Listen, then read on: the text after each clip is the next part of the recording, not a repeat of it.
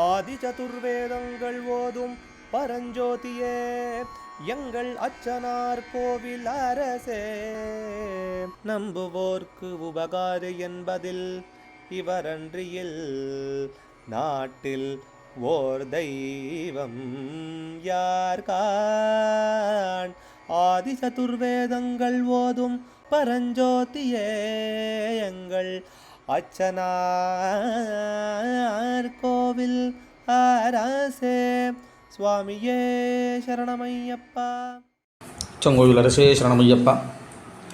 பகவானுடைய நாம வரிசைகளில் திருப்பெயர்களில் 16வது திருப்பெயர் நாம கல்யாண பலதாயகாய நமஹா.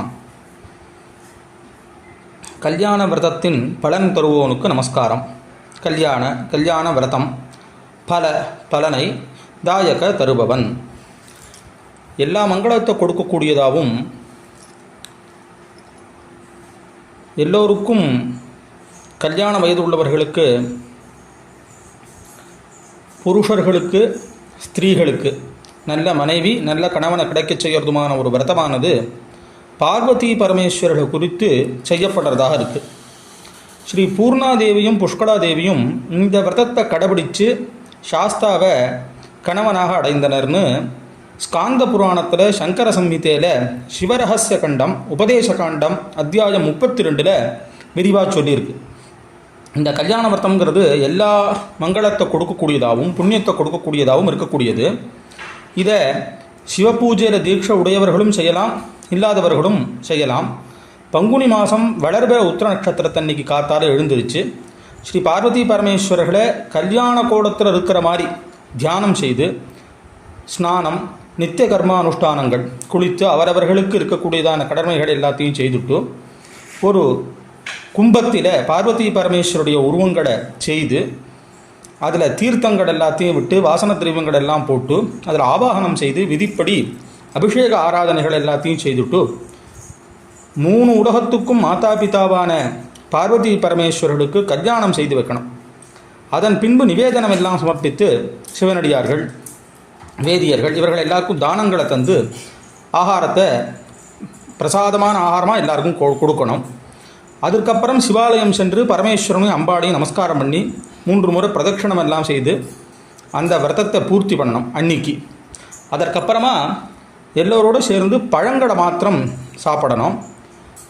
அன்று இரவு பகவானை நினைத்து கொண்டே சயனம் செய்து கொண்டுட்டு மறுநாள் காத்தாலே எப்பவும் போல காத்தால் இருக்கக்கூடியதான எல்லா விஷயங்களையும் நித்திய கர்மானுஷ்டானங்கள் எல்லாம் செய்துவிட்டு அந்த பிரதிமைகளை புனப்பூஜைன்னு சொல்கிற மாதிரி திரும்பியும் பூஜை எல்லாம் பண்ணிவிட்டு அதை தகுந்தவர்களுக்கு தானம் செய்யணும். அன்னைக்கு ஆகாரத்தை எடுத்துக்கணும். இப்படி விதிப்படி செய்தார்களானால் பரமேஸ்வரனுக்கு ரொம்ப பிரியப்பட்டவர்களாக ஆகி அவர்களுக்கு இந்த உலகத்திலையும் கைலாசத்திலையும் விசேஷமான ஸ்தானம் கிடைக்கும். அப்படிங்கிறதும் இந்த விரதத்தை அனுஷ்டிச்சு தான் மகாவிஷ்ணு லக்ஷ்மியையும், பிரம்மா சரஸ்வதியையும், இந்திரன் இந்திராணியையும், சந்திரன் 27 நட்சத்திரங்களையும், அகஸ்திய முனிவர் லோபாமுத்ரையும் மனைவியாக அடைந்தார்கள்னு இருக்குது. விஷ்ணுவுடைய புத்திரிகளான அமுதவல்லி சௌந்தர்யவல்லி இந்த விரதத்தை கடைபிடித்ததாலே தேவசேனா வள்ளி என்கிற பெயரோடு சுப்பிரமணிய சுவாமிக்கு பத்னிகளாக ஆனார்கள். வேதாங்க முனிவருடைய குமாரி சுகேஷி என்பவள் இந்த விரதத்தை அனுஷ்டித்து அதன் பயனாக நந்தி தேவரை பர்த்தாவாக அடைந்தாள். சத்யபூர்ணாஹ்வயஸ்யாஸ்தாம் மகர்ஷேர் நேத்ரயோருபே பூர்ண புஷ்கலிகாக்கியேதே புரா புண்ணியமிதம் விரதம் சரித்வா கன்யகே பத்னியோ மகாசாஸ்துர் பபூவது ரதிம் பிராப பிரியாம்மாரோ விரதஸ்யாஸ்ய பிரபாவதா. சத்யபூர்ணங்கிற மகர்ஷியுடைய 2 கண்களிலிருந்து உதித்ததான பூர்ணா புஷ்கடா இவருடைய சரித்திரத்தை இன்னும் சில இடங்களில் விஸ்தாரமாக பார்க்கறோம். அந்த 2 கன்னிகைகளும் முன்பு இந்த விரதத்தை அனுஷ்டிச்சு தான் அதன் மகிமையால் ஸ்ரீ சாஸ்தாவையே கணவனாக அடைந்தார்கள். அவ்வாறே ரதிதேவி மன்மதனை கணவனாக அடைந்தாளாம். ஜனகபுத்திரியான சீதாதேவியும் விரதத்தார் தான் ஸ்ரீராமனை கணவனாக அடையப்பட்டாள். சௌபரி முனிவர் எல்லா ராஜகன்னிகைகளையும் மனைவிகளாக அடைந்ததும் இதனால தான். இன்னும் பலரும் இந்த விரதத்தை அனுஷ்டித்து விரும்பியபடி எல்லா விதமான மங்களங்களையும் அடைஞ்சதாகவும் நல்ல சந்ததிகளை அடைஞ்சதாகவும் முடிவிலே மோட்சத்தை அடைந்ததாகவும் இருக்குது. இந்த விரதத்தினுடைய மகிமையினாலே புருஷர்கள் நல்ல ஸ்திரீகளை மனைவிகளாகவும் கன்னிகைகள் நல்ல புருஷர்களை கணவன்களாகவும் அடைய முடியும், நல்ல சந்ததிகளை அடைவார்கள்ங்கிறது முக்கியமான ஒரு கருத்து. பூர்ணா புஷ்கலயோபதிம் சிவசுதம் தண்டாசி சூலாப்ஜயுக் சக்கரேஷ்வாசு சராபயேஷ்ட குரிஷான் ஹஸ்தேர்வகன் சாதரம் நானாரத்ன விசித்திரிதாசனகதம் கல்யாண சித்திப்பிரதம் வீராதி பிரமுகைஹி சுசேவித பதம் சாஸ்தார மீட்யம் பஜே.